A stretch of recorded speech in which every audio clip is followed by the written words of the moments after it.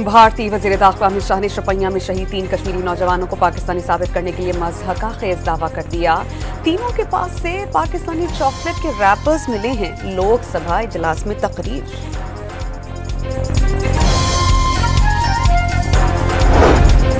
पाक अफवाज पाकिस्तान ने दलेरी और बहादुरी से दुश्मन का मुकाबला किया।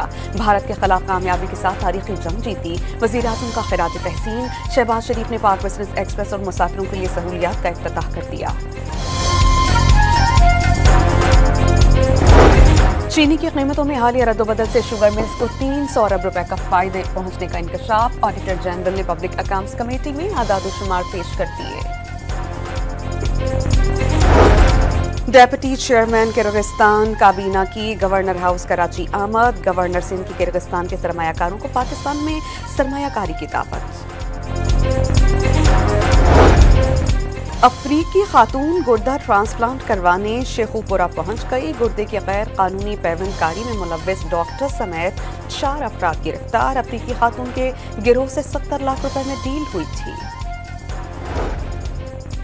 और अरबाइन के लिए जमीनी सफर की पाबंदी के खिलाफ मजलिस वहदत मुस्लिमीन सिंध का आज से एहतजाज का ऐलान। ज़ायरीन को सिक्योरिटी फराहम करना हुकूमत की जिम्मेदारी है। अल्लामा बाक़िर अब्बास की न्यूज़ कॉन्फ्रेंस।